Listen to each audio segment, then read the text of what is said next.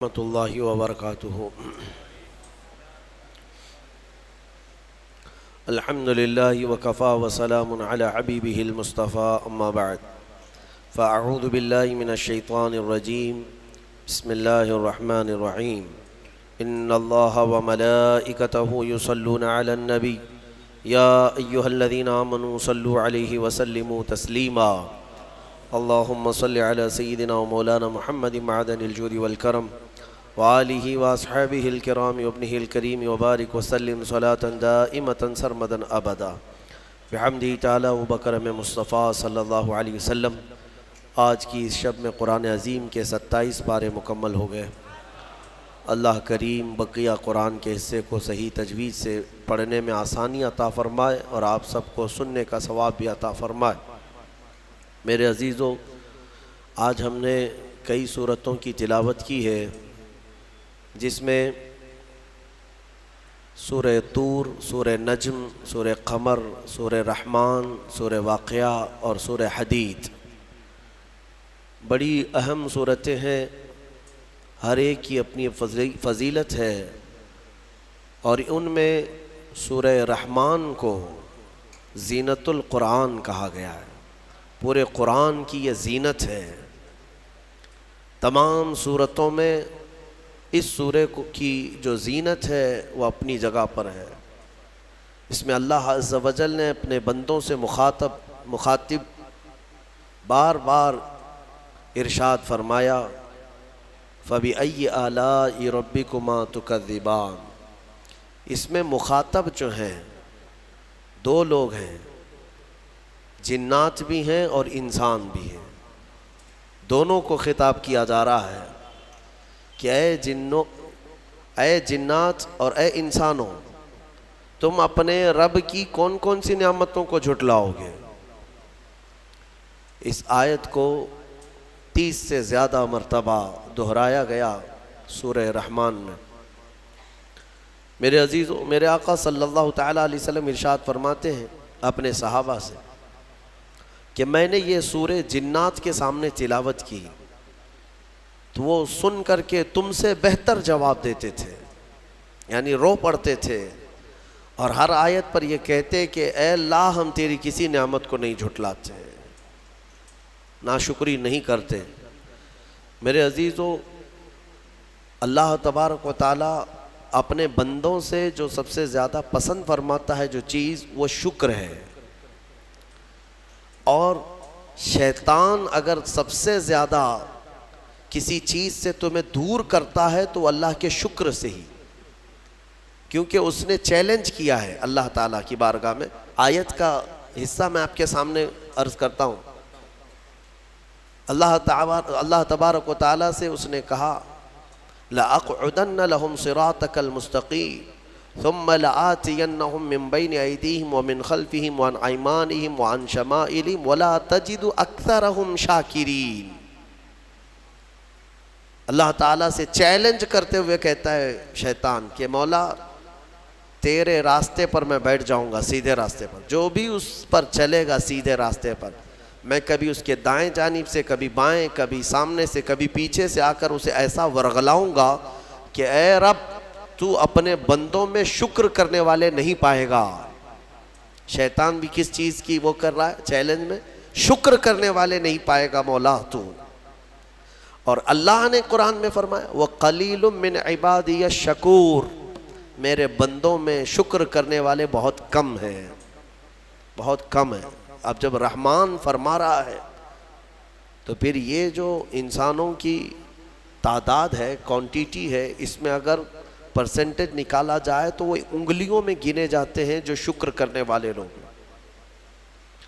شکر اس کی اللہ تبارک و تعالیٰ نے فرمایا، تم اگر شکر کرو گے، لَإِن شَكَرْتُمْ لَأَزِيدَنَّكُمْ، میں زیادہ دوں گا، وَلَإِن كَفَرْتُمْ إِنَّ عَذَابِي لَشَدِيدٌ، اور اگر تم ناشکری کرتے ہو میری نعمتوں کی تو پھر سمجھ لو کہ میرا عذاب بہت ہی سخت ہے۔ اللہ عز و جل اس چیز کو سخت ناپسند کرتا ہے کہ اس کی نعمتوں کا کوئی ناشکری کرے۔ اسی لیے میرے عزیزو، اللہ کے حبیب صلی اللہ تعالیٰ علیہ وسلم جب دعا کرتے تھے تو یوں یہ عرض کرتے تھے کہ مولا تو اپنے شکر گزار بندوں میں میرا شمار فرما. سمجھ رہے آپ؟ صبر آسان ہے اور شکر مشکل ہے، صوفیہ نے فرمایا. حالانکہ شکر میں کیا کرنا کیا ہے، صبر دیکھا جائے تو کٹھن ہوتا ہے، برداشت کرنا ہوتا ہے. مصیبت آئی خاموش رہنا ہے، کسی چیز کی کمی ہو گئی خاموش رہنا ہے، یہی تو صبر ہے. گناہ کی خواہش ہوئی لیکن نہیں کیا، یہی صبر ہے. صبر دیکھا جائے تو مشکل ہے، لیکن صوفیہ کرام فرماتے ہیں صبر سے زیادہ مشکل شکر ہے. شکر ہے. وہ کیسے؟ کہا کہ اس لیے کہ جب خوشیاں آتی ہیں تو عام طور پر انسان ہر چیز بھول جاتا ہے، اسے یاد ہی نہیں رہتا کہ دینے والے کا مجھے شکر بجا لانا چاہیے، وہ بھول جاتا ہے. یہی تو ہم نے دیکھا ہے. آپ تھوڑا سا تجزیہ کر کے دیکھ لیں اپنی زندگی میں، تھوڑا غور و فکر کر کے دیکھ لیں. ہمارے گھروں میں بھی جو کچھ بھی ایکٹیویٹیز ہوتی ہیں، جو معمولات چلتے ہیں، اگر گھر کے اندر کوئی مصیبت آئی تو آپ فاتحہ کروائیں گے، قرآن پڑھوائیں گے. میت ہو گئی تو کیا کریں گے؟ سب سے پہلے قرآن پڑھواتے ہیں. کسی کی بیماری ہو گئی، نزا کا وقت آیا، کسی کو بلایا، قرآن پڑھوا رہے ہیں. بہت سخت بیمار ہے، پانی پڑھ کر کے پھکوا رہے. یہ ساری مصیبتوں کے وقت آپ قرآن یا عبادت کی طرف جا رہے ہیں، سجدہ کر رہے ہیں. لیکن کبھی شادی ہو رہی ہے گھر میں، بچے کا عقیقہ ہو رہا ہے، ولیمہ ہے، منگنی ہے، ان سب مواقع پر جو خوشیوں کے ہیں، کب قرآن خوانی ہوتی ہے؟ کب قرآن پڑھا جاتا ہے؟ کیا رب ذوالجلال کی بارگاہ میں پہلے سے کوئی شکرانے کی محفل ہوتی ہے؟ بہت کم دیکھا گیا. موت پر، غم پر، بیماری پر دعائیں مانگی تو ضرور جاتی ہیں، قرآن پڑھا تو جاتا ہے، لیکن خوشیوں کے موقع پر بندہ بھول جاتا ہے. اسی لیے صوفیہ اکرام نے فرمایا شکر جو ہے یہ مشکل ہے، اور منافق شکر نہیں کر سکتا. یہ مومن کو عطا کی ہوئی نعمت ہے شکر کرنا. شکر کیسے کریں گے آپ؟ شکر کرنے کا، شکر کے بہت سارے طریقے ہیں. صرف یہ نہیں ہے کہ زبان سے کہہ دیا الحمدللہ، بلکہ تمہارے ہاتھ و پیر بھی شکر بجا لاتے ہیں، تمہاری زبان بھی اور تمہارا دل بھی. تینوں طریقے ہیں شکر کے. کسی کی زبان چلتی ہی نہیں تو کیا وہ شکر گزار نہیں ہے؟ لیکن اگر اللہ رب العزت کے حوالے اپنے آپ کو کر دیا، دل سے وہ کہتا ہے کہ مولا میرا کچھ نہیں، سب تیرا ہے، وہ دل سے کہہ رہا ہے، اس کے دل کا شکر ہے. وہ ہاتھ اور پیر اگر عبادت کے لیے اٹھاتا ہے تو یہ ہاتھوں اور پیروں کی طرف سے اللہ کا شکر ہے، اور پھر زبان سے اگر کہتا ہے تو یہ زبان کا شکر ہے. الحمدللہ. اور میرے عزیزو، اللہ تبارک و تعالیٰ کو شکر ہی پسند ہے. اور شکر کا جو سب سے بہترین لفظ ہے وہ کیا ہے؟ شکر کرنے کا اللہ کا سب سے بہترین لفظ کیا ہے؟ الحمدللہ. یہی ہے نا. آپ کو عادت ڈالی گئی ہے کہ کسی نے بھی اگر آپ سے پوچھا کہ طبیعت کیسی ہے تو آپ کیا کہتے ہیں؟ الحمدللہ. چاہے سر درد ہو ہی رہا ہو لیکن آپ کہتے ہیں الحمدللہ. یہ شکر کرنے کا سب سے بہترین لفظ کیا ہے؟ الحمدللہ. اب میں آپ کو بتاتا ہوں یہ سب سے بہترین لفظ ہے. اسی لیے دیکھو کہ اللہ نے اپنی کتاب، آخری کتاب قرآن بھی اپنے حبیب پر اتارا تو اس کا سب سے پہلا ورڈ کیا رکھا؟ الحمدللہ. الحمدللہ سے پورا قرآن شروع ہوا. پھر تم اگر مولا کی بارگاہ میں عبادت کے لیے کھڑے ہوئے، نماز کے لیے رکعت باندھے، امام اگر کہیں سے جہر میں شروع کیا تو کہاں سے؟ نماز میں بھی اگر امام قرات شروع کرتا ہے تو کہاں سے شروع کرتا ہے؟ الحمدللہ سے ہی شروع کرے گا. میرے عزیزو، اتنا ہی نہیں بلکہ روایتیں ملتی ہیں کہ آدم علیہ السلام کو جب پیدا کیا گیا اور ان کے جسم میں روح ڈالی گئی، آپ کو چھینک آئی، سب سے پہلے آپ کی زبان سے نکلا الحمدللہ. اس سے اندازہ کرو کہ میرا مولا شکر پسند کرتا ہے، شکر پسند کرتا ہے. اسی لیے 30 سے زیادہ مرتبہ تم سے پوچھ رہا ہے مولا کون کون سی نعمتوں کو جھٹلاؤ گے؟ تم اللہ رب العزت کے آگے سیرنڈر ہو جاؤ، سپرد ہو جاؤ کہ مولا نہیں، میں تیری کسی نعمت کا انکار نہیں کرتا۔ تمہیں اندازہ بھی نہیں ہے تمہارے پاس نعمتیں کیا کیا مولا نے دیا ہے، تمہیں اندازہ بھی نہیں ہے۔ وَإِن تَعُدُّوا نِعْمَةَ اللَّهِ لَا تُحْصُوهَا، اللہ فرماتا ہے اگر تم گننا چاہو گے اللہ کی نعمتیں ہرگز گن نہیں سکو گے۔ کیسے گنیں گے؟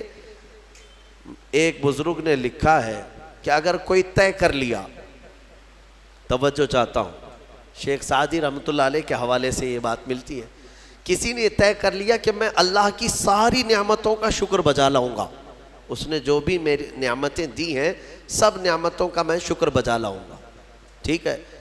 تمہاری زبان اللہ نے دیا ہے، یہ ایک نعمت ہے، ناک نعمت ہے، کان نعمت ہے، آنکھ نعمت ہے، ہاتھ ہیں، انگلیاں ہیں، پورے جسم میں ایک ایک عضو اللہ کی نعمت ہے، پھر پلس اس کے علاوہ جینے کے لیے جو یہاں پر گھر دیا یہ نعمت ہے، زمین پر چلنے کی طاقت دی یہ نعمت ہے، اور سونے کے لیے ہمیں بستر دیا، پہننے کے لیے کپڑے دیا یہ نعمت ہے، رشتہ دار دیا یہ نعمت ہے، اولاد دیا یہ نعمت ہے، ماں باپ دیا یہ نعمت ہے، اچھے دوست دیا یہ نعمت ہے، اسلام دیا یہ نعمت ہے، ایمان پر رکھا یہ نعمت ہے، اپنے آخری نبی کی امت میں پیدا کیے یہ نعمت ہے۔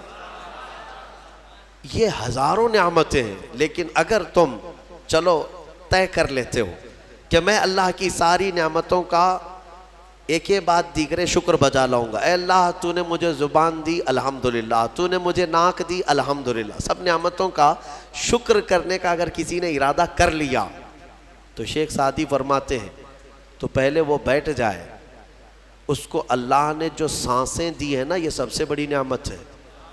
ایک سانس اندر جاتی ہے یہ نعمت، سانس باہر نکلتی ہے یہ نعمت۔ اگر تم نے سانس لے لیا نکلی نہیں باہر تو ختم ہو گئی تمہاری زندگی، اور سانس نکلی اندر لے نہیں پا رہے ہو یہاں پر بھی زندگی ختم۔ سانس لینا ایک نعمت، سانس باہر چھوڑنا یہ ایک نعمت۔ شیخ سعدی فرماتے ہیں اور ہر سانس نہیں ہوتی ہے، پرانی سانس نہیں آئے گی، پھر ہر سانس نہیں ہے، تو ہر سانس کے بدلے ہی تم اگر الحمدللہ کہتے رہ جاؤ گے تو زندگی گزر جائے گی سانسوں کے شکر پر، باقی نعمتیں ویسی ہی رہ جائیں گی، صرف سانسوں کے شکر پر تو زندگی گزر جائے گی۔ میرے عزیزو اندازہ بھی نہیں کر سکتے کہ اللہ نے کون کون سی نعمتوں سے نوازا ہے۔ تمہیں پتہ ہے میں ایک مرتبہ اس چیز کو بھی پڑھا تھا کہ اگر تمہیں سانس خرید کر کے لینا پڑ جائے، ہاسپٹل میں جا کر کے دیکھو آکسیجن کا ایک سلنڈر جو کبھی مریضوں کو لگایا جاتا ہے کتنی قیمت کا ہوتا ہے، دن بھر میں وہ کتنے سلنڈر سانس کھینچتا ہے۔ اس اعتبار سے اگر تمہاری زندگی 60 سال کی ہوئی اور 60 سال تمہیں آکسیجن خرید کر کے لینا پڑا تو تقریباً اس کی قیمت جو ہے کئی 100 کروڑ میں چلی جاتی ہے۔ ایک اندازے کے مطابق 50 سے 60 کروڑ کا آکسیجن تمہیں لگ جاتا ہے، تو کیا یہ ہر آدمی کیپیبل ہے اپنی سانسوں کو پیسے سے خرید سکے گا؟ اور رب ذوالجلال نے تمہارے لیے اتنی آسانیاں کی ہیں کہ سانس ایسا نہیں ہے کہ فلاں شہر میں ملتی ہے جا کر کے لائیں اور پھر کھینچیں، تم جہاں ہو تمہاری ناک کے قریب ہوائیں کیا ہے۔ اس رب قدیر نے اتنی بڑی نعمتوں سے تمہیں نوازا، تمہیں اندازہ بھی نہیں ہے، اور اسی لیے رب تعالیٰ فرماتا ہے فَبِأَيِّ آلَاءِ رَبِّكُمَا تُكَذِّبَانِ، تم میری کون کون سی نعمتوں کو جھٹلاؤ گے۔ حاتم اصم ایک بزرگ ہے، حضرت حاتم خلیفہ ہارون رشید کے زمانے کے ہیں۔ خلیفہ ہارون رشید کے زمانے میں بادشاہ نے ایک مرتبہ ان کو طلب کیا اور پوچھا کہ کچھ نصیحت کیجیے آپ مجھے۔ وہ اکثر بڑے بڑے علماء کو دربار میں بلاتا اور نصیحت حاصل کرتا۔ حضرت حاتم اصم رضی اللہ تعالیٰ عنہ نے بادشاہ سے ایک سوال کیا کہ ہارون اگر تمہارے ساتھ ایسا ہو جائے زندگی میں اور پیاس کی شدت ایسی ہے کہ تم بلک رہے ہو، اگر تم کو کوئی ایک گلاس پانی دینا چاہے اور وہ پیسوں میں دینا چاہے، اور اس آدمی کے علاوہ کسی کے پاس پانی نہیں ہے، تم ایسی جگہ پر پہنچ گئے ہو جنگل میں یا صحرا میں، تو تم اس کو کتنے پیسے دے کر خرید سکتے ہو؟ ایک گلاس پانی وہ بہت بڑی قیمت لگا رہا ہے، تم کو اگر بہت شدت کی ضرورت ہے تو تم کتنا مال دے کر کے خریدو گے؟ خلیفہ ہارون رشید نے کہا میں اپنی آدھی سلطنت بھی دینے کو تیار ہو جاؤں گا ایک گلاس پانی، کیونکہ ضرورت ہے انسان کی، جان بچانا ہے۔ تو حاتم اصم نے کہا ٹھیک ہے، تمہیں پانی تو مل گیا، کبھی ایسا ہوا تمہاری زندگی میں تم نے پانی تو پی لیا، پیٹ بھر کر پی لیا، پیٹ بھر کر کے، لیکن پانی اب نکلتا نہیں ہے، باہر نہیں نکلتا پانی، کوئی صورت ہی نہیں ہے کہ تمہارا پانی باہر آئے، پیشاب بند ہو چکا ہے۔ کوئی ایک حکیم ایسا ہے جو تم سے یہ کہے کہ میں تیرے پیٹ کا پانی باہر نکال دوں گا تو تو اسے کتنی قیمت دے گا؟ ہارون رشید نے کہا اس کو بھی میں اپنی آدھی سلطنت دے دوں گا، میرا پانی نکالتا ہے۔ تو حضرت حاتم اصم نے فرمایا ہارون تیری پوری سلطنت کی قیمت ایک گلاس پانی کے برابر ہے، اگر نہ ملے تو آدھی سلطنت، اور مل جائے نکالنے کے لیے آدھی سلطنت، تو سوچ وہ رب ذوالجلال بغیر کسی قیمت کے روز تجھے پلاتا بھی ہے اور روز تیرے سے نکالتا بھی ہے، کتنی بڑی نعمت ہے تیرے لیے۔ میرے عزیزو، میں آپ کو ایک چیز بتاتا ہوں، میرے آقا صلی اللہ تعالیٰ علیہ وسلم نے اپنی امت کو سب سے زیادہ اگر دعائیں سکھائی ہیں تو وہ شکر کی دعائیں، شکر کی دعائیں تلاش کر لینا، یہ میرے مطالعے کے اعتبار سے میں آپ کو بتا رہا ہوں۔ آپ روزمرہ کی زندگی میں جو چیز بھی کرتے ہیں اس میں اللہ کا شکر ہے، میرے آقا نے سکھایا۔ آپ کھانا کھانے کے لیے بیٹھ رہے ہیں، بسم اللہ پڑھ کر کے شروع کیے، کھانا ختم ہونے کے بعد میرے آقا نے سکھایا ہے الحمدللہ الذی اطعمنا وسقانا وکفانا وجعلنا من المسلمین۔ کیا ہے؟ تمام تعریفیں اس اللہ کے لیے، شکر ہے اس مولا کا جس نے ہمیں کھلایا پلایا اور ہمیں ہدایت دیا اور مسلمان بنایا۔ کھانے کے بعد بھی میرے آقا نے یہی سکھایا، کھانے کے بعد تمہیں کرنا کیا ہے؟ یہی ہے۔ اچھا، اور نیند لگ رہی ہے، سونے کے وقت کہا بسم اللہ پڑھ کر کے سو جاؤ، لیکن سو کر کے اٹھتے ہو اگر نیند کھلتی ہے تو میرے آقا فرماتے ہیں یہ پڑھو الحمدللہ الذی احیانا بعد ما اماتنا۔ الحمد سے ہی شروع ہے، تمام تعریفیں اس اللہ کے لیے جس نے ایک موت کے بعد مجھے دوبارہ اٹھایا ہے۔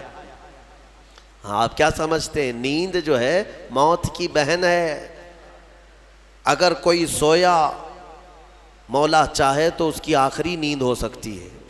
بہت سارے ایسے ہیں جو سوئے اور پھر اٹھ ہی نہیں سکے۔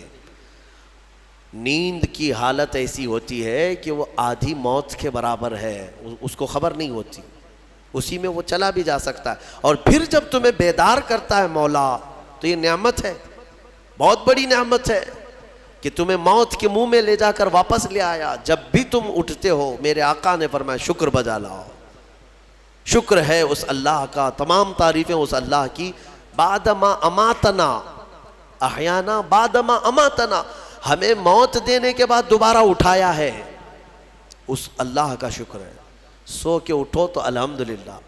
اتنا ہی نہیں میرے عزیزو، میرے آقا صلی اللہ تعالیٰ علیہ وسلم فرماتے کپڑا اگر پہن لیا تو بھی پڑھو الحمدللہ الذی کسانی ھذا۔ تمام تعریفیں اس اللہ کے لیے جس نے مجھے یہ جوڑا پہنایا۔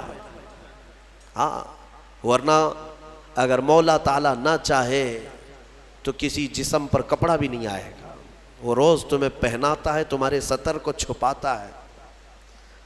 اتنا ہی نہیں، میں آپ کو بتاؤں استنجا کے لیے بھی جاتے ہو، پیشاب کے لیے فرمایا گیا کہ بسم اللہ پڑھ کر کے تو جانا ہے، اور اللہ کی پناہ مانگ کر کے جاؤ، بسم اللہ اللہم انی اعوذ بک من الخبث والخبائث۔ لیکن جب تم استنجا کر کے باہر آتے ہو تو حضور نے فرمایا پھر یہ کہو الحمدللہ الذی اذھب عنی الاذی وعافانی۔ وہاں بھی شکر ہے، کس بات کا شکر ہے؟ تمام تعریفیں اس اللہ کی، اس کا شکر ہے جس نے اذیت دینے والی، تکلیف دینے والی چیز کو میرے جسم سے دور کیا۔ تمہیں اندازہ ہے زہر ہے یہ جو اندر استنجا جمع ہو جائے تو آسانی سے آج پیشاب کر لیتے ہو، آسانی سے آج تم حاجت کر لیتے ہو، پخانہ ہو جاتا ہے، تو اس کو یوں مت سمجھ لینا کہ تمہارا کمال ہے، یہ رب تعالیٰ کی ہزار نعمتوں میں سے ایک نعمت ہے۔ اگر پیشاب تمہارا رک گیا، کڈنی کام کرنا چھوڑ دیتی ہے، آج جاؤ ہاسپٹلوں میں دیکھو ڈائلیسس کی مشینوں پر کتنے مریض سوئے ہوئے ہیں۔ تمہیں پتہ ہے پیشاب اگر نہیں نکلتا تو آج کے زمانے میں نیا ایک علاج ہے، ڈاکٹرز کیا کرتے ہیں کہ پانی جو ہے یہ پیشاب پورا خون میں مل جاتا ہے اور زہر بنتا ہے جسم میں۔ اگر ایک دن پیشاب نہیں ہوا تو پانی تمہارا جسم میں بھر جائے گا، اسی کو کریٹینن کا لیول بڑھنا کہتے ہیں، زہر بھر جاتا ہے۔ اب اس کو نکالے کیسے؟ باہر آتا نہیں ہے، باہر آتا نہیں ہے۔ ڈاکٹر اس کے لیے ڈائلیسس کی مشین اس کو لٹاتے ہیں، کیا کرتے ہیں بڑی موٹی موٹی 2 سوئیاں یہاں حلق میں ڈالتے ہیں گردن کے پاس، یا پھر ہاتھ سے ایک پائپ جسم کا پورا خون نکالتا ہے اور مشین میں ڈالتا ہے، اور مشین فلٹر کرتی ہے، دوسرے پائپ سے فلٹر کیا ہوا خون اندر جاتا ہے، اور جو پانی ہے وہ مشین نکال کر کے باہر ایک ڈبے میں پھینکتی رہتی ہے۔ میرے عزیزو، میں نے اپنی آنکھوں سے دیکھا ہے ایک بار ڈائلیسس کرنے کے لیے 4 گھنٹے لگتے ہیں، 4 گھنٹے لگتے ہیں، اور کئی مریض ایسے ہیں جن کو ہفتے میں 3 مرتبہ یہ کرنا پڑتا ہے، اور ڈاکٹر ان کو ایک بوتل پانی دیتا ہے، لمیٹڈ پانی پینا، پورے 2 دن میں 1 لیٹر سے زیادہ پانی مت پیو۔ اللہ چاہ کر کے وہ پانی نہیں پی پاتے، چمچ سے پانی پیتے ہیں، ڈھکن سے پانی پیتے ہیں کہ زیادہ ہو گیا تو جسم میں نکلنے کی جگہ نہیں ہے۔ خیر یہ تو ڈاکٹرز نے پیشاب نکالنے کے طریقے تو اپنا لیے میرے عزیزوں، لیکن اگر پخانہ نہیں نکلا تو اب تک اس کے علاج بھی نہیں ملتے۔ کھا لیا آپ نے، اگر یہ غلاظت نہیں نکل پائی تمہارے اندر تو پورے جسم میں یہ زہر بن کر کے پھیل جائے گا، موت کا سبب بن جاتا ہے۔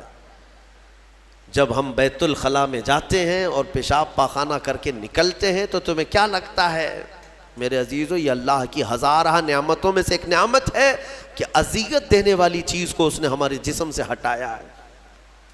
اسی لیے مولا فرماتا ہے فَبِأَيِّ آلَاءِ رَبِّكُمَا تُكَذِّبَانِ، تم میری کون کون سی نعمتوں کو جھٹلاؤ گے؟ اچھا یہ تو نکلنے والی بات میں نے کیا نا، نکلنے والی بات، لیکن تمہیں پتہ ہے تمہیں اگر کھانے کے لیے بھوک نہ لگے تو کچھ نہیں کر سکو گے۔ کھانے کی خواہش ہونا یہ اللہ کی نعمت ہے، بھوک لگنا یہ اللہ کی نعمت ہے۔ اچھا یہ بھی میں آپ کو بتا دوں، بھوک لگتی نہیں ہے کسی کو تو یہ مصیبت ہے، کھا ہی نہیں سکتا، بغیر بھوک کے وہ اندر لے بھی نہیں سکتا لقمہ۔ یہ رب تبارک و تعالیٰ کی طرف سے نظام رکھا گیا ہے، وہ بھوک لگتی ہے وہ کھاتا ہے۔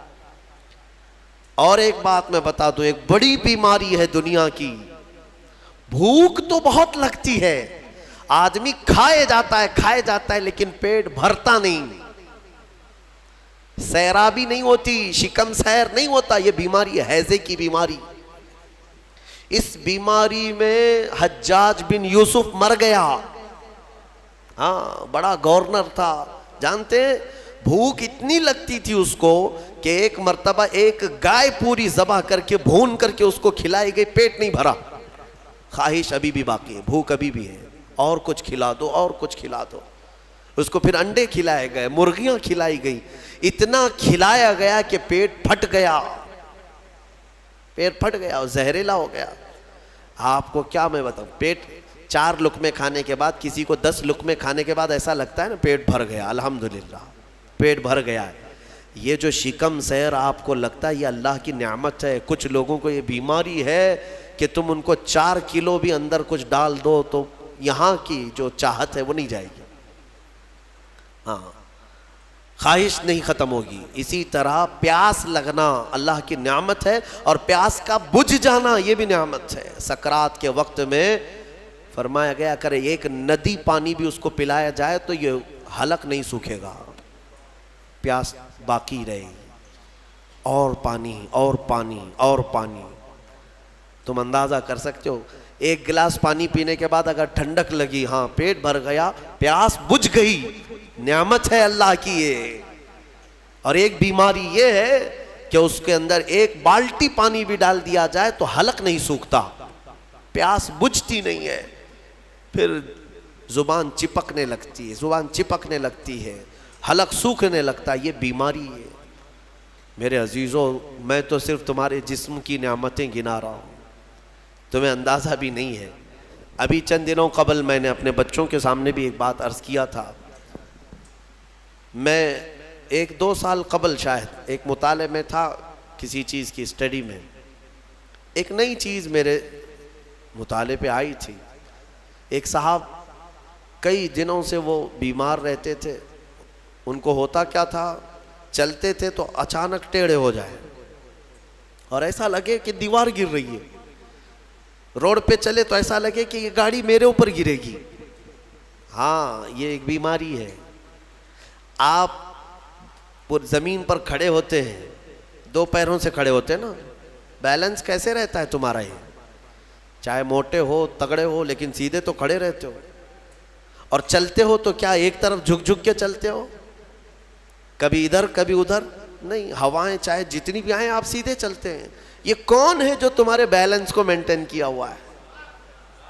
صرف 2 ٹانگوں پر تمہارے پورے وزن کو کس نے قائم رکھا ہے؟ اگر تجربہ کرنا ہے تو مٹی کا ایک پتلا اس طرح سے چلا کر کے دکھاؤ، 2 ٹانگوں پر چلا کر کے دکھاؤ، بیلنس کون رکھے گا؟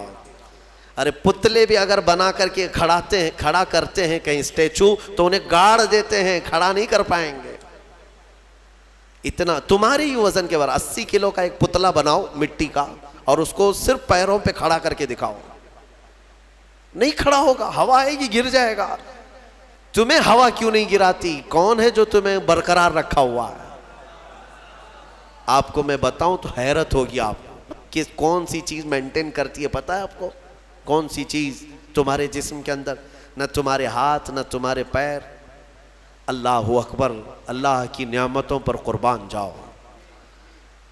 ایک صاحب انہوں نے مجھ سے ملاقات کی تھی اور اپنی بیماری یہ بتائی تھی کہ ایسا لگتا ہے، تعویذ بھی کرائے، دعا بھی کرائے، وظیفے بھی کروائے، بہت ساری۔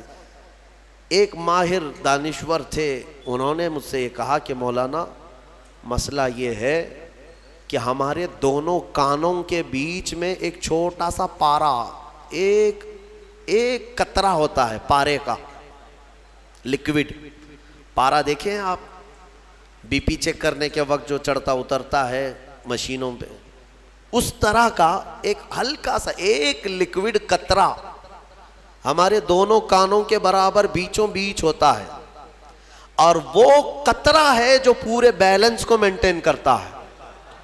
وہ ایک قطرہ ہے، اگر اس قطرے کے اندر ذرا برابر بھی ادھر ادھر ہوا، وہ ایک طرف ہو گیا تو آدمی یوں چلنے لگ جائے گا، اگر وہ اس طرف ہو گیا قطرہ تو پھر آدمی اس طرف جھک جائے گا، اور یہ جلدی ہوتا نہیں ہے۔ وہ اتنا مضبوطی کے ساتھ پورے انسانوں کے جسموں کو سنبھالے رکھتا ہے۔ میرے عزیزوں، پھر میں یہ پوچھتا ہوں فَبِأَيِّ آلَاءِ رَبِّكُمَا تُكَذِّبَانِ، تم اپنے رب کی کون کون سی نعمتوں کو جھٹلاؤ گے؟ اور ایک بات، عجیب چیزیں میں نے دیکھی، کبھی ہم غور نہیں کرتے نا اپنے جسم میں، اور اسی لیے میرا رحمان فرماتا ہے وَفِي أَنفُسِكُمْ أَفَلَا تُبْصِرُونَ، تمہاری ذات میں میری نشانیاں ہیں، تم دیکھتے نہیں؟ اللہ پوچھ رہا ہے، تمہاری اپنی ذات میں میری نشانیاں ہیں۔ محبوب الہی نظام الدین اولیاء رحمۃ اللہ تعالیٰ علیہ نے فرمایا، اللہ تبارک و تعالیٰ تک اگر پہنچنا چاہے بندہ تو صرف اس کی نسیں جو ہے نا، اس کی رگیں، یہی کافی ہیں اس کے لیے۔ ہاں میرے عزیزوں، آج بھی ڈاکٹرز یہ کہتے ہیں کہ تمہارے جسم کے اندر کی نسیں اگر کھول کر کے پھیلا دی جائیں تو 10,000 کلومیٹر تک پھیل جائیں گے،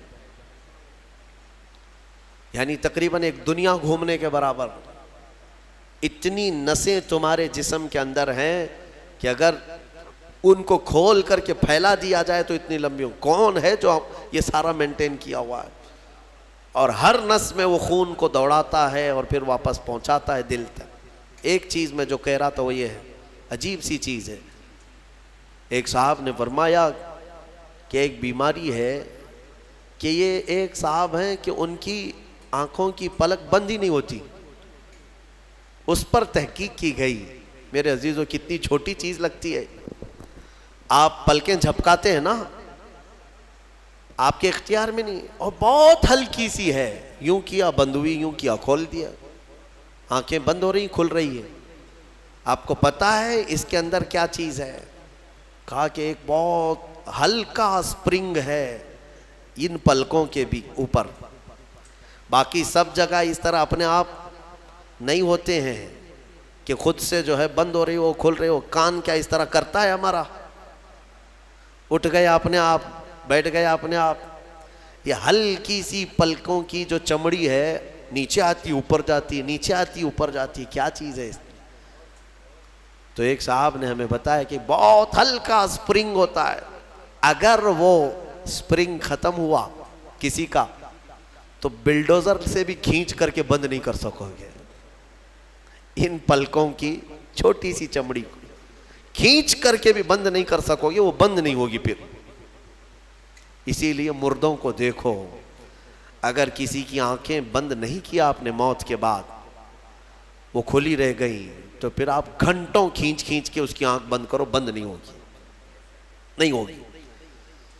کیونکہ موت کے بعد یہ سارا حصہ ختم ہو گیا. اور مرے ہوئے آدمی کو آنکھیں بند ہے اس کی، آپ نے بند کیا، پھر اس کے 1-2 گھنٹے کے بعد اس کی پلکیں اٹھا کر کے دکھا دو، کھول کر کے دکھا دو اس کی آنکھیں. سارے لوگ مل کر کے بھی اس کی آنکھوں کی پلکوں کو کھول نہیں سکیں گے. میرے عزیزو ہے تو بہت ہلکی سی چیز، لیکن تمہیں پتہ ہے اس کی معنویت کتنی ہے؟ اس کی معنویت کتنی ہے؟ یہ بات میں کیوں کہہ رہا ہوں؟ ایک صاحب کو یہ بیماری کی وجہ سے، اس بیماری کی وجہ سے وہ پاگل ہو گئے. کیا بیماری تھی؟ کہ پلک جھپک نہیں رہی ہے، بند نہیں ہو رہی ہے. اور بند نہیں ہو رہی ہے تو نیند نہیں آتی. جیسے نیند آئے گی تو آنکھوں کا آٹومیٹک بند ہونا ہے، اور آنکھ بند نہیں ہو رہی تو سوئے گا کیسے؟ اور نس ہونے کی وجہ سے وہ مینٹلی ختم ہو گیا، پاگل ہو گیا. اور اب تو شاید مر بھی گیا ہوگا. یہ کافی 2-3 سال پہلے کی بات میں ہم اندازہ بھی نہیں کرتے کہ اتنی چھوٹی چھوٹی چیزیں. میرے عزیزو ہمارے بال جو جسم میں ہیں، ایک رواں بھی اس کا بال کا، یہ اللہ کی نعمت ہے. آپ دیکھیں ایک بال بھی نکل گیا تو پھوڑی آ جاتی ہے اس کی قیمت بتانے کے لیے کہ یہ یوں ہی اللہ نے نہیں دیا تم کو، یوں ہی نہیں. ایک خاتون کو میں نے دیکھا تھا، چھوٹی سی لڑکی تھی، وہ اس کے صرف یہ آنکھوں کے اوپر کی بھویں نہیں تھی اور بال کچھ بھی نہیں تھے، جس کی وجہ سے وہ اتنی ڈراؤنی لگتی تھی کہ بچے دیکھ کر کے بھاگ جاتے تھے. صرف یہ آنکھوں کے بال نہیں تھے اور وہ چہرہ چھپائے رہی تھی. بہت بڑی ٹیلنٹڈ بچی، پڑھنے میں لکھنے میں ساری چیزوں میں بہت اچھی، لیکن اس کی وجہ سے وہ چہرہ چھپائی رہتی. اس دن مجھے محسوس ہوا کہ اگر ایک بھی چیز ہماری ادھر ادھر ہو جائے تو انسان کا سارا جمال ختم ہو جاتا ہے. اسی لیے میرے عزیزو اللہ نے جو چیزیں تمہارے پاس آج دی ہیں، شکر بجا لاؤ، اللہ کا شکر بجا لاؤ. اور سورہ رحمان آج تم نے سنا ہے، بار بار مولا کی بارگاہ میں عرض کرو، مولا ہم تیری کسی نعمت کو نہیں جھٹلاتے، ہر نعمت پر تیرا شکر بجا لاتے ہیں. میں اپنی گفتگو کو سمیٹتے ہوئے آخر میں ایک حدیث سنا دیتا ہوں. اللہ کے حبیب صلی اللہ تعالیٰ علیہ وسلم نے ارشاد فرمایا، آج ہی میں نے درس قرآن میں بھی سنایا تھا. حضور اکرم صلی اللہ علیہ وسلم نے فرمایا 3 چیزوں کو غنیمت جانو. 3 چیزوں کے آنے سے پہلے پہلے. وہ 3 چیزیں کیا ہیں؟ توجہ سے سنو. میرے آقا فرماتے ہیں جوانی ہے تو غنیمت جانو بڑھاپا آنے سے پہلے. جوانی کو غنیمت جانو بڑھاپا آنے سے پہلے. اس لیے کہ بڑھاپے میں جو کچھ ہوتا ہے وہ پھر وہ بوڑھوں کو معلوم ہے. ساری چیزیں ایک کے بعد دیگرے رخصت ہونے لگ جاتی ہیں. وہ طاقت نہیں، وہ قوت نہیں. بڑھاپے میں بہت خواہش تو ہوتی ہے کرنے کی لیکن کر نہیں سکتا، اسی لیے جوانی کو غنیمت جانو۔ اے نوجوانوں، عیاشی میں برباد کرو گے تو پچھتاؤ۔ دوسری چیز میرے آقا فرماتے ہیں، آج صحت ہے تو صحت کو بیماری سے پہلے غنیمت جانو۔ بیمار ہونے سے پہلے دیکھو اپنے ہاتھوں کو، پیروں کو، سب صحیح سلامت ہے آج؟ آنکھ دیکھ رہی ہے، کان سن رہے ہیں، زبان بول رہی ہے، ہاتھ پیر چل رہے ہیں، شکر کرو اللہ کا۔ اس لیے کہ ہم نے دیکھا ہے چند دنوں کے بعد ایسی بیماریاں جکڑ لیتی ہیں، سجدہ کرنا چاہتا ہے لیکن پیر مڑتے نہیں، پیر جام ہو گئے، رکوع کرنا چاہتا ہے کمر جھکتی نہیں۔ آج صحت ہے تمہارے پاس، کل آنکھیں ساتھ چھوڑنے لگ جائیں گی، کان کم سنائی دینے لگ جائیں گے، زبان میں راشا طاری ہونے لگ جاتا ہے، ہکلاہٹ آنے لگ جاتی ہے، چاہ کر کے بھی بہت ساری چیزیں تم کر نہیں پاتے۔ اسی لیے آج صحت ہے، غنیمت جانو اس کو، کوئی بیماری نہیں آج۔ چند ہی دنوں کے بعد دیکھنا کہ شوگر ساتھ، بی پی ساتھ، ایسے ساتھ ہوتے ہیں کہ پھر قبر تک نہیں چھوڑتے۔ ہاں آج صحت ہے، کل کسی کو کینسر ہوا تو پھر وہ جنازے کے ساتھ ساتھ کینسر جاتا ہے، کچھ نہیں کرتے، اور ان بیماریوں میں آنے کے بعد ان کو صحت کے دن یاد آتے ہیں، کاش جب میں اچھا بھلا تھا تو اللہ کی عبادت کرتا، بیمار ہوں کچھ نہیں کر پاتا۔ میں نے آپ کو اس سے قبل بھی بتایا تھا میرے عزیزو، ایک نوجوان کی بات مجھے بار بار وہ جھنجھوڑتی ہے، ممبئی شہر کے رہنے والا نوجوان، 22 سے 24 سال کا، باپ اکلوتے بیٹے کو بہت اچھا پڑھایا تھا، لندن بھیج کر کے پڑھایا تھا، اکلوتا بیٹا، بڑے باپ کا بیٹا ہے، اور 24 سال کی عمر میں اس کو بون کینسر ہو گیا، ہڈیوں کا کینسر ہو گیا۔ یونیورسٹی میں پڑھا اچھا، اور اس کے بعد پتہ ہی نہیں چلا، اچانک 3rd سٹیج پہ پتہ چلا، پھر 6 مہینے شاید علاج کے لگے ہوں گے، ڈاکٹروں نے کہا کہ اس کو گھر لے جاؤ، اب کچھ نہیں ہوتا۔ گھر آیا تھا، اس کی ہڈیاں گل گئی تھی۔ ہاں بون کینسر بڑا ڈینجر ہے، ہڈیاں جو ہے پاؤڈر ہونے لگ جاتی ہیں، اس کو اگر اٹھائیں تو پیٹھ کی ہڈی میں انگلیاں اندر جانے لگ جاتی ہیں، یہ کینسر بہت خطرناک قسم کا ہے۔ اس کے چند دن بچے ہوں گے اپنے گھر پر، علاج وغیرہ سب ختم ہو چکا، اس نے اپنے باپ کو ایک دن حسرت سے بلایا اور کہا، ابا میری وہ 10ویں کی، 12ویں کی، گریجویٹ کی یہ جو مارک شیٹ ہے، سند ہے، جو میں نے میڈل حاصل کی وہ کہاں ہے؟ کہا بیٹا سب سنبھال کے رکھا ہوں۔ کہا میں دیکھنا چاہتا ہوں۔ باپ نے وہ ساری چیزیں الماری سے اس کو دیا کہ یہ سرٹیفکیٹ ہے، یہ تیری سند ہے، یہ مارک شیٹ ہے، یہ ساری چیزیں ہیں۔ وہ نوجوان بستر پر لے کر کے اپنی سرٹیفکیٹ پڑی ہوئی، اس میں ٹاپر بھی رہا ہے، وہ سب چیزیں دیکھ دیکھ کر کے رونے لگا، اور پھر اپنے باپ سے ایک سوال کیا کہ ابا یہ ساری مارک شیٹ اور سند میں کون سی ایسی ہے جو میں منکر نکیر کو بتاؤں تو مجھے چھوڑ دیا جائے، کیونکہ میں جا رہا ہوں اب آخری سفر پر، میں آخری سفر پر جا رہا ہوں، اب تو میرے پاس اتنا وقت بھی نہیں ہے کہ میں کوئی اور چیز حاصل کروں۔ اس کے باپ نے مجھے یہ چیز بتائی تھی، وہ کہتے تھے کہ مولانا آپ بچوں کو بتاؤ، واقعی صحت جب تک تھی تم نے نہ قرآن کی طرف توجہ دیا، نہ میرے رحمان کو راضی کرنے کی کوشش کی۔ صحت آج ہے تو شکر بجا لاؤ اللہ کا، بیماری میں وہ مولا تمہارے ساتھ ہوگا۔ 2 چیزیں میں نے عرض کی ہے، جوانی کو غنیمت جانو بڑھاپا آنے سے پہلے، صحت کو غنیمت جانو بیمار ہونے سے پہلے، اور سب سے بڑی چیز میرے آقا فرماتے ہیں زندگی کو غنیمت جانو موت آنے سے پہلے۔ ہاں ٹھیک ہے، بڑھاپے میں کچھ تو کر سکتے ہو، بیماری میں کچھ تو کر سکتے ہو، مرنے کے بعد کیا کر سکتے ہو؟ تو اس لیے آج زندہ ہیں، اسی کو غنیمت جانو کہ اللہ ابھی تو ملک الموت نہیں آیا، ابھی تمہارے پاس ٹائم باقی ہے، سانسیں چل رہی، وقت باقی، صحت بھی ہے، جوانی بھی ہے، زندگی بھی ہے، تو سب ہے تمہارے پاس۔ پھر اللہ کی ناشکری کرنا میرے عزیزوں یہ سب سے بڑا گناہ ہے۔ اسی لیے میرے آقا صلی اللہ علیہ وسلم نے فرمایا معراج کی رات میں نے جہنم میں سب سے زیادہ عورتوں کو دیکھا۔ حضور سے پوچھا عورتوں نے کہ کس وجہ سے؟ حضور نے وجہ یہی بتائی، ہن یکفرن العشیر، وہ اپنے شوہروں کی ناشکری کرتی ہیں۔ ناشکری کرتی ہیں. کب تو نے میرے ساتھ اچھا کیا, یہ لفظ کہتی ہیں جس کی وجہ سے مولا ان کو جہنم میں پہنچایا. عورت اگر شوہر کی ناشکری کی وجہ سے جہنم میں ہے تو یہ بندے جو سیدھے رحمان کے ناشکرے ہیں وہ کس قدر جہنم میں جلیں گے. اسی لیے میں ڈراتا ہوں اس بات سے کہ اللہ رب العزت کا شکر بجا لاؤ. جیسا رکھا ہے اس نے بہت ہے, بلکہ دیکھا جائے تو ہماری حیثیت سے زیادہ اس نے عطا کیا ہے. شیخ سعدی رحمۃ اللہ تعالیٰ علیہ کی وہ بات یاد آتی ہے, ان کی چپل گم ہو گئی تھی, کانٹے اور کنکر چبھنے لگے, مسجد میں آئے سجدے میں رونے لگے, سفر میں ہوں مولا میری حیثیت ہی نہیں ہے کہ اب میں چپل بھی خرید سکوں, میں اتنا غریب اور مفلس ہو گیا ہوں. باہر نکلے تو دیکھا ایک آدمی پیر کٹا ہوا بیٹھا تھا جس کے دونوں پیر نہیں تھے. تو واپس گئے اور اللہ کا شکر بجا لانے لگے, اے مولا میری تو چپل ہی نہیں ہے, اس کے پاس پہننے کے پیر بھی نہیں ہے. اسی لیے اپنے سے چھوٹوں کو دیکھو اور شکر بجا لاؤ.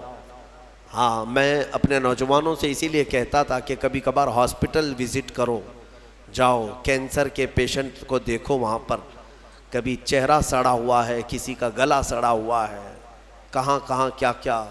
میں جاتا ہوں کبھی تو وہ دیکھتے ہی رونے لگ جاتے ہیں. میرے عزیزوں وہ موت و حیات کے بیچ میں موجود ایک لاش کی طرح پڑے رہتے ہیں. تم دیکھو گے تمہیں اپنی صحت پر اللہ کا شکر کرنے کا جذبہ پیدا ہوگا کہ مولا تو نے مجھے ان سب بیماریوں سے محفوظ رکھا ہے.